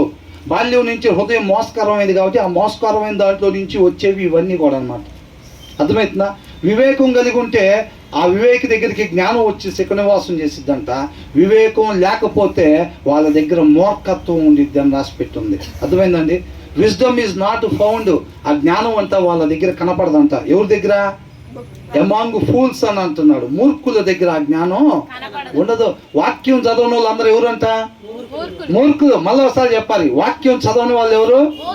వాక్యం చదవని వాళ్ళు ఎవరు? మూర్ఖులు. ఇది వినపడతా ఉండాలి. అది చదువుదాంలే రేపు అంటుందో మీ బట్టలు ఉతికి వాళ్ళంతా వాక్యం రేపు చదువుదాంలే అనుకోగానే మూర్ఖులు మూర్ఖులు మూర్ఖులు అని వినపడతా ఉండాలి. అవునా? సరే, మూర్ఖులుగా ఉంటే చాలా పోతాయి అంట. 31లో ఉన్నట్టు ఉండలేము, 30లో ఉన్నట్టు ఉండలేము, 29వ వచనంలో ఉన్నట్టు కూడా ఉండలేము. అటన్నిటికీ కారణం ఇదే. కాబట్టి దీంట్లో బాగా మనం నాటబడి ఉండాలి, బలమైన సహవాసం కలిగి ఉండాలన్నమాట. అది అని అంటున్నాడు. జ్ఞానం అంటే మూర్ఖుల దగ్గర ఉండదంట. అవివేకి దగ్గర జ్ఞానము ఉండదు. వివేకి దగ్గర ఆ జ్ఞానం అంటే ఏం చేసిద్దంట? సుఖ నివాసం చేసిద్దంట. అర్థమవుతుందా? మన దగ్గర జ్ఞానం ఉండాలా వద్దా? ఉండాలంటే మనం ఎలా ఉండాలి? వివేకవంతుల్లాగా ఉండాలి. ఆ వివేకం రావాలి అని అంటే అది వాక్యంలో ఉండిద్ది. ఆ తర్వాత ఏమంటున్నాడు? భక్తిహీనుల అంతరంగంలోనున్నది బయలుపడును. అదే అది 33లో అదే. నీతి జనముల ఘనతకెక్కుటకు కారణము ఏంటంటే రైచియస్నెస్ ఎగ్జాల్ట్స్ ఎ నేషన్ అంటున్నాడు. నేషన్ అంటే ప్రజలు, ఈ భూమి మీద ఉండే మనిషి. అర్థమవుతుందండి? నేషన్ అని అంటే ప్రజలు. రైచియస్నెస్ నీతిగా ఉండటము, నీతిమంతునిగా నీతిమంతురాలుగా ఉండటము అంటే వాక్యాన్ని అనుసరిస్తా ఎవరైతే ఉంటారో ఎగ్జాల్ట్స్ ఏ నేషన్, వాళ్ళు ఉన్నతమైన స్థితికి ఉండాల్సిన స్థితిలో. ఉండాల్సింది ఎక్కడ? మనిషి, ప్రతి మనిషి తండ్రితో పాటు ఉండాలి. ప్రతి మనిషి తండ్రితో పాటు ఉండాలి. మనం పాపం చేసి తండ్రి దగ్గర నుంచి దూరం అయిపోయి దారి తప్పిపోయిన కుమారుల వల్లే మనం ఉన్నాం. తండ్రితో పాటు సమాధాన పరచడానికి ఆయన కుమారుడు అయి ఉన్న యేసుక్రీస్తు వారు వచ్చారు. మరి ఇప్పుడు ఎగ్జాల్టేషన్ మనం ఉండాల్సిన ప్లేస్లో మనం ఉండాలి అని అంటే తండ్రితో పాటు ప్రతి మనిషి ఎక్కడ ఉన్నాడు ఇటు చూడాలండి. ప్రతి మనిషి ఎక్కడ ఉండాలంట? తండ్రితో పాటు ఉండాలి. ప్రతి మనిషి కూడా తండ్రితో పాటు ఉండాలి. మనిషి ఉండాల్సిన స్థానం ఏంటంట? మనిషి ఉండాల్సిన స్థానం ఏంటంట? నరకమా? తండ్రితో పాటు ఉండాలి. ప్రతి మనిషి ఉండాల్సిన ప్లేస్ అది. ఆ ప్లేస్కి వెళ్ళాలి అని అంటే ఏం చేయాలంట? నీతిమంతుడుగా ఉన్నట్లయితే అది ఉన్నతమైన స్థితికి, ఉండాల్సిన స్థితిలోనికి మనల్ని తీసుకుని వెళ్ళిద్ది. తండ్రి దగ్గరికి మనం వెళ్ళాలి అని అంటే మనం నీతిమంతులుగా జీవించాల్సిందే. అప్పుడప్పుడు అట్లా, అప్పుడప్పుడు ఇట్లాగా కాదు. నీతిమంతులుగా మాత్రమే ఎవరైతే ఉంటారో వాళ్ళు తండ్రి దగ్గరికి చేర్చబడతారు, ఆయనతో పాటు యుగయుగాలు ఉంటారన్నమాట. నీతిమంతులు ఎలాగవుతారు? నీతిమంతులు ఎలాగవుతారు? వాక్యాన్ని చదవాలి. బాగా చదువుతుంటే దాని ప్రకారంగా ఒక మనిషి ఏ రీతిగా ఉండాలో అది దాంట్లో తెలియపరచబడతా ఉండిద్ది అనమాట. నేను ఆ రీతిగా మాత్రమే ఉండాలని ఆశ కలిగిద్ది. అది మన వల్ల కాదని మనం ఒప్పుకొని ఆయన్ని ఆశ్రయించేవారుగా మనం ఉంటాము. నిజంగా ఆశపడినప్పుడు ఆయన తృప్తిపరిచి ఆయన మాట ప్రకారంగా మాత్రమే మనం ఉండేటట్టుగా నడిపిస్తాడు. అవునా? మన ఆలోచనలకి మన తలంపులకి కావలి ఉండేది ఏంటంట? దేవుని వాక్యం, 2 అంచులు కలిగిన ఖడ్గం అన్నమాట. వాక్యమైన దేవుడి వలన మాత్రమే సాధ్యం మన నీతిమంతులుగా ఉండటం. అవునా? మనం నీతిమంతులుగా ఉంటేనే ఉండాల్సిన ప్లేస్లో తండ్రి దగ్గర మనం ఉండేవారుగా ఉంటాము. తర్వాత ఏమనుంది? పాపము ప్రజలకు అవమానము తెచ్చును. పాపం చేస్తే, పాపము అంటే ఉండకూడని రీతిగా ఉంటే ఒక మనిషి ఎలా ఉండాలంట? సృష్టికర్త మాట ప్రకారంగా మాత్రమే ఉండాలి సృష్టి. అవునా కదా? సృష్టికర్త మాట ప్రకారంగా మాత్రమే ఉండాలి సృష్టి. మనిషి సృష్టికర్త. మనిషి సృష్టికర్త ఎవరు? సర్వోన్నతుడైన దేవుడు. ఆయన మాట వాక్యం. అవునా? కాబట్టి ఆయన మాట ప్రకారంగా మాత్రమే, వాక్య ప్రకారంగా మాత్రమే మనం ఉండాలి. అలా ఉన్నట్టయితేనే మనం ఆయనతో పాటు తండ్రితో పాటు యుగయుగాలు ఉంటాము. ఆయన మాట ప్రకారంగా ఉండకపోతే ఏమవుతాం? పాపం చేసినట్టుగా అవుతాము. ఏమైంది? రేపు అవమానము వచ్చింది. రేపు తీర్పు దినాన ఏమెదురైద్దంట? ఏమెదురైద్దంట? అవమానం ఎదురైద్ది. ఉండొచ్చు స్టార్టింగ్ నుంచి ఎండింగ్ దాకా. యెహోవా దొరికే సమయంలోనే ఆయన్ని వెతకాలి. చక్కగా చర్చిలో పోయి నిద్రపోతే ఏమైందండి? వచ్చేసి ఉంటుందా పుణ్యం? ఇంటి దగ్గర ఉన్నా, చర్చిలో ఉన్నా, ఎక్కడున్నా ఒకటే నిద్రపోతే. అర్థమవుతుందా? కాబట్టి ఉండాల్సిన రీతిగా మాత్రమే మనం ఉండాలి. అలా ఉండకపోతే మనం పాపము. సృష్టికర్త ఉద్దేశ ప్రకారంగా మాత్రమే మనం ఉండాలి. అంతే తప్ప ఇంటి వెనకాలంలాగా సినిమాలు చూడట్లేదు, ఇంటి పక్కన లాగా పేకాట ఆడతలేదు, ఇంటి ముందు వాళ్ళలాగా మేము ఇది చేయట్లేదు, అది చేస్తేనే పాపం, ఇది చేస్తేనే పాపం కాదు. సృష్టికర్త యొక్క ఉద్దేశం మన పట్ల ఏదైతే ఉందో ఆ రీతిగా మాత్రమే మనం ఉండకపోవటం పాపము అని అంటున్నాడు. అలా కానీ జీవించకూడని రీతిగా మనం జీవించినట్లయితే గనక రేపు తీర్పు దినాన మనకేమైందంట? అవమానము పొందుకునే వారిగా ఉంటాము. కాబట్టి ఆయన మాట వాక్యము దాని ప్రకారంగా మాత్రమే మనం ఉన్నట్టయితే తండ్రితో పాటు సమాధాన పడి యుగయుగాలు ఉంటాం. చివరి వచనంలో ఏముంది? బుద్ధిగల సేవకుడు రాజులకు ఇష్టడు. A king delights in a wise servant. అంటే జ్ఞానం కలిగిన సేవకుడు. ఆయన ఎందుంట రాజు ఆనందించేవాడిగా ఉంటాడు అని అంటున్నాడు. అవునా? మన ఆయన సేవకులమా కదా? ఆయన సేవకుడు అయితే సరిపోయిందా? ఎలాంటి సేవకుడు అవ్వాలంట? జ్ఞానం కలిగిన సేవకుడు. A king delights. ఆ రాజు ఆనందించాలంటే, మన యందు ఆనందించాలంటే ఆయన ఎలా ఉండాలి? మనం ఈయన వైజ్ సర్వెంట్, జ్ఞానం కలిగిన సేవకులుగా మనం ఉండాలి. అర్థమవుతుందండి? సౌల్ని అడిగితే ఏం చెప్పాడు? ఎందుకు దాచిపెట్టావయ్యి అంటే, దేవుడికి బలియటానికి దాచిపెట్టాను అన్నాడు. అవునా? దేవుడికి కావాల్సింది అది కాదు అని అంటున్నాడు. జ్ఞానం కలిగి ఉండాలంట మనం. అర్థమవుతుందండి? రాజు ఎలాగ ఉండాలంట? మన రాజు ఎవరు? తండ్రి దేవుడు. అవునా? మన దేవుడు మన యందు ఆనందించేవాడిగా ఉండాలంటే మనం జ్ఞానం కలిగిన సేవకులుగా ఉండాలి. ఆ జ్ఞానం ఎక్కడ ఉంటుంది? వివేకం కలిగిన వాళ్ళ దగ్గర ఉండిద్ది. వివేకం కావాలంటే ఏం చేయాలి? వాక్యాన్ని చదవాలి బాగా. వాక్యాన్ని చదివితే వివేకం కలిగి ఉంటామో, వివేకం కలిగి ఉన్న వాళ్ళ దగ్గర ఆ జ్ఞానం ఉండిద్ది.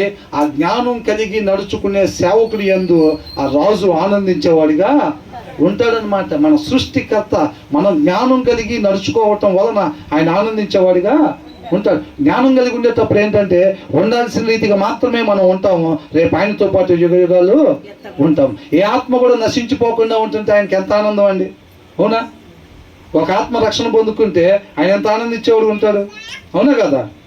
కాబట్టి అలా ఉండాలి. మనం సేవకులుగా ఉంటాం కాదు, జ్ఞానం కలిగిన సేవకులుగా ఉన్నట్టయితే మన సృష్టికర్త మన పట్ల ఆనందించేవాడిగా ఉంటాడు. బట్ ఏ షేమ్ఫుల్ సర్వెంట్ అంటే జ్ఞానం లేనివాడు. ఏంటంట? సర్వెంటే ఆయన. సర్వెంటే ఆయన దగ్గర ఏం లేదు, జ్ఞానం లేదు. క్రైస్తవుడే ఏం లేదు, రక్షణ లేదు, క్రీస్తుని పోలి నడుచుకోవట్లేదు, సత్యం లేదు ఆయనలో. ఈయన సర్వెంటే, ఆయన సర్వెంటే, ఈయన దగ్గర ఏముంది, జ్ఞానం ఉంది. కాబట్టి ఈయన పట్ల సృష్టికర్త ఆనందించేవాడిగా ఉన్నాడు. ఆయన కూడా సర్వెంటే, కాబట్టి ఆయన దగ్గర సత్యం లేదు, జ్ఞానం లేదు. జ్ఞానం లేకపోతే ఏమైందంట, రేపు రోజున ఆయన ఉగ్రతని పొందుకునేవాడుగా ఉంటాడనమాట.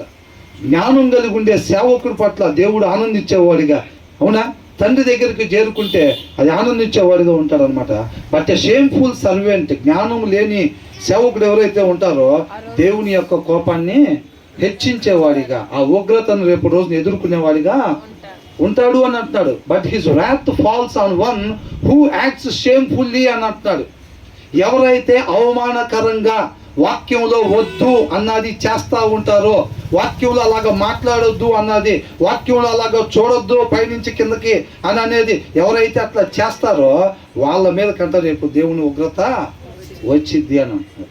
దేవుడు ఉగ్రత ఎంతమంది కావాలనుకుంటున్నారు? తొందరగా చేతులు ఎత్తాలి. అదే మరి డ్రైవింగ్ ఎలా ఉండాలి? అప్పుడప్పుడు ముందుకు చూసుకుంటా, అప్పుడప్పుడు పక్కకు చూసుకుంటా ఉండాలా? ఎలా ఉండాలి? 100% కాన్సన్ట్రేషన్ దాని మీద ఉండాలి. ఇల్లు కూడా వెలిగించుకొని వచ్చారు బుడ్లు, పెళ్లి కుమారుడి కోసం వెళ్దామని చెప్పి ఎంతెంత నూనెలు తీసుకొని వెళ్ళారా? 100% కాన్సన్ట్రేషన్. ఆయన వచ్చేంత వరకు దీపాలు వెలుగుతానే ఉంచుకోవాలి. 100% కాన్సన్ట్రేషన్ ఎవరైతే పెట్టుకుంటారో వాళ్ళే రేపు యుగ యుగాలు ఆయనతో పాటు ఉండేవాళ్ళకి ఉంటారు. అర్థమవుతుందండి? దానికి ఓర్పు కావాలి. మనం మొదటి వచనాల్లో చూసాం కదా, ఓర్పు కావాలి దానికి.